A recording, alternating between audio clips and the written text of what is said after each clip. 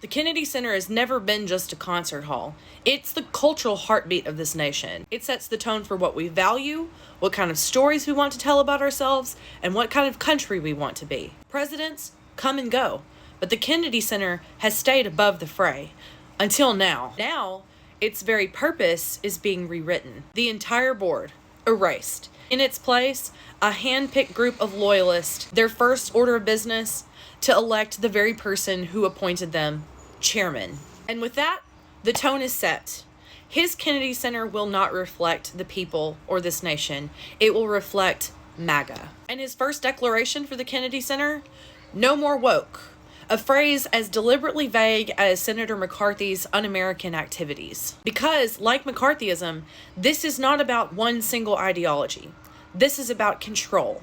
This is about fear. This is about turning art, America's most powerful tool of resistance and reflection, into an arm of political propaganda. We've seen all this before, not just in McCarthy's America, but in post-revolution Russia, where art was systematically stripped of its independence by the state. Classical music composers like Shostakovich, Prokofiev, Khachaturian, that were once hailed as national treasures, found themselves at the mercy of a government that demanded ideological purity. These composers' works were often denounced as subversive and anti-Soviet, and their careers were directly threatened unless they decided to toe the party line. Shostakovich, more specifically, under constant surveillance by the Soviet government, was forced to repent for writing music that was too complex, too subversive, too dangerous. And we are looking down the barrel of this reality for American musicians and artists. The Kennedy Center has historically promoted progress. It has uplifted diverse voices,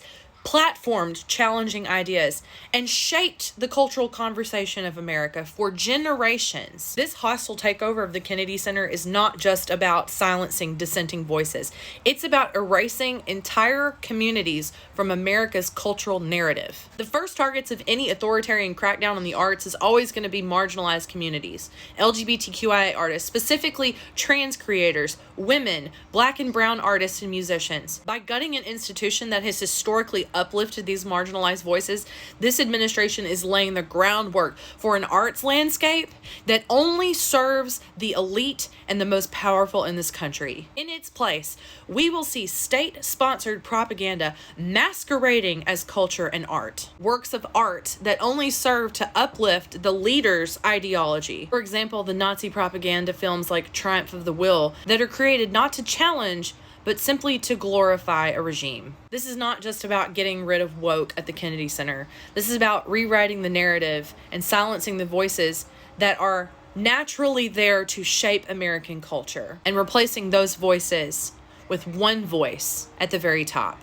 Donald Trump. Cold War era McCarthyism didn't just blacklist artists in Hollywood. It attempted to completely reprogram American culture and force it down this narrow little framework. The Kennedy Center, as we speak, is being transformed into this same cultural enforcer. The question is, are we going to let that happen? Because if the Kennedy Center falls, what's next? The NEA?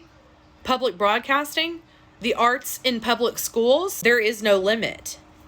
There is no limit once the first domino falls. This is not just an attack on the arts. This is an attack on what art means in America. And history, time and time again, has shown us where this road leads. Donald Trump does not get to decide what real art is in America.